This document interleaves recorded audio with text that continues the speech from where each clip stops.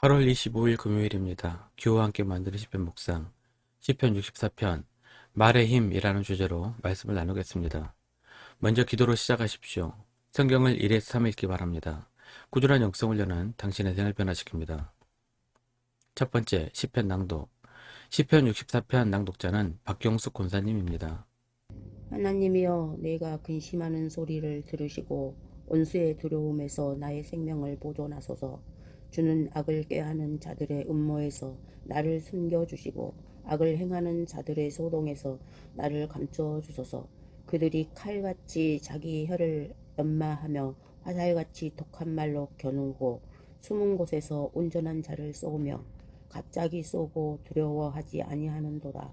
그들은 악한 목적으로 서로 격려하며 남몰래 올무놓기를 함께 의논하고 하는 말이 누가 우리를 보리요 하며 그들은 제약을 꾸미며 이르기를 우리가 묘책을 찾았다 하나니 각 사람의 속뜻과 마음이 깊도다.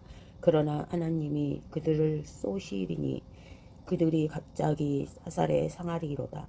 이러므로 그들이 엎드러지리니 그들의 혀가 그들을 해함이라. 그들을 보는 자가 다 머리를 흔들리로다. 모든 사람이 두려워하여 하나님의 일을 선포하며 그의 행하심을 깊이 생각하리로다. 의인은 여호와로 말미암아 즐거워하며 그에게 피하리니 마음이 정직한 자는 다 자랑하리로다. 아멘. 두 번째, 시편 64편 해설. 이 시편은 생명의 위협으로 근심과 두려움 속에서 보호를 구하며 긴박하게 드리는 기도입니다. 1절입니다. 하나님이여, 내가 근심하는 소리를 들으시고 원수의 두려움에서 나의 생명을 보존하소서. 구체적인 배경은 알 수 없지만 대적들이 음모를 꾸며 다윗을 위험에 빠뜨리려고 하는 상황이었습니다. 2절입니다. 주는 악을 꾀하는 자들의 음모에서 나를 숨겨주시고 악을 행하는 자들의 소동에서 나를 감추어 주소서.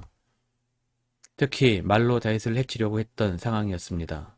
3절입니다. 그들이 칼같이 자기 혀를 연마하며 화살같이 독한 말로 겨누고. 다윗이 말로 인해 위태롭게 된 상황들이 종종 있었습니다. 다윗의 위기는 사람들의 말에서 비롯된 적이 많습니다. 골리앗을 죽이고 전쟁에서 승리했을 때 다윗은 만만이요 라는 말 때문에 다윗의 인생은 꼬이기 시작했습니다. 사무엘상 18장 7절입니다. 여인들이 뛰놀며 노래하여 이르되 사울이 죽인 자는 천천히요 다윗은 만만이로다 한지라. 다윗을 질투하는 신하들은 이 기회에 얼마나 간악하게 사울에게 이간질하며 다윗을 처냐할 음모를 꾸몄겠습니까? 말로 다윗에게 결정타를 남긴 자는 도액이라는 자였습니다. 성소에서 다윗을 보고 음모를 꾸며 사울에게 보고했고 그 결과 노베 제사장들과 주민들은 모조리 처형을 당하게 됩니다. 사무엘상 22장 22절입니다. 다윗이 아비아달에게 이르되 그날에 에돔 사람 도액이 거기 있기로 그가 반드시 사울에게 말할 줄 내가 알았노라. 내 아버지 집의 모든 사람 죽은 것이 나의 탓이로다. 다윗의 도피 기간 중 다윗이 도움을 주었던 그일랏 사람들과 다윗의 같은 지파의 10사람들도 사울에게 찾아가 다윗을 밀고 있습니다. 후일 압살롬의 반역 때 모사였던 아히도벨의 계략으로 다윗의 후궁들이 더럽혀지게 되었습니다.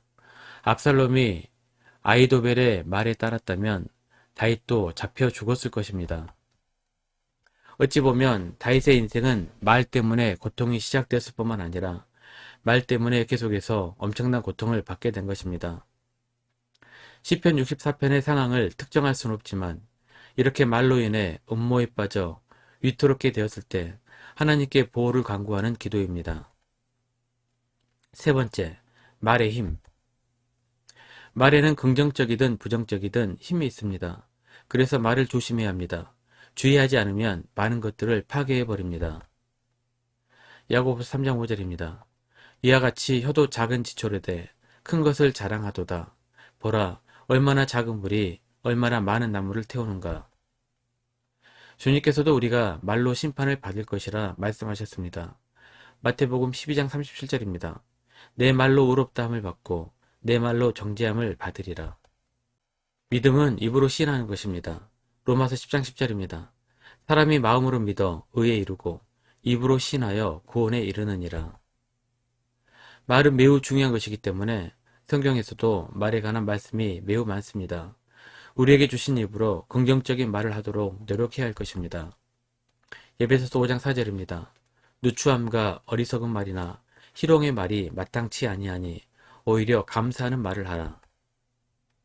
다윗의 대적들도 칼 같은 혀와 화살 같은 독한 말로 다윗을 공격했습니다. 3절입니다. 그들이 칼같이 자기 혀를 연마하며 화살같이 독한 말로 겨누고, 하지만 칼 같은 혀와 화살 같은 독한 말로 상처를 주었던 대적들은 하나님께 그대로 대갚음을 받게 될 것입니다.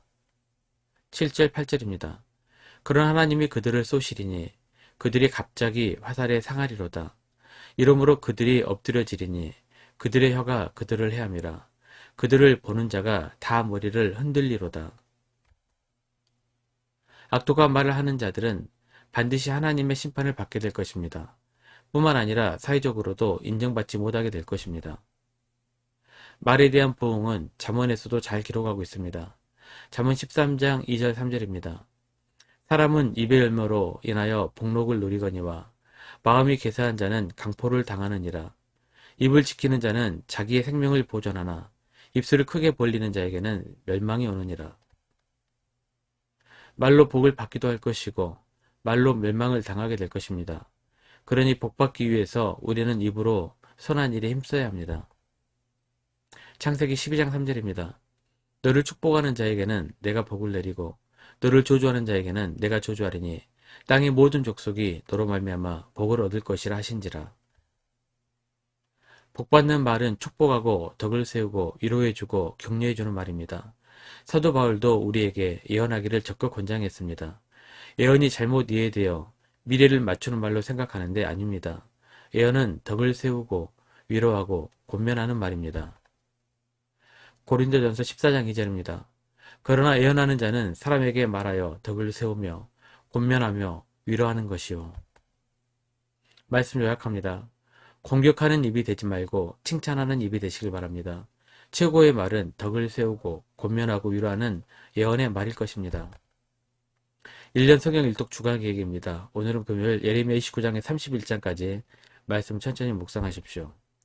8월 중보기도 제목입니다. 5가지 기도 제목 놓고 충분히 기도하시고 교회와 개인 기도 시간을 가지시길 바랍니다.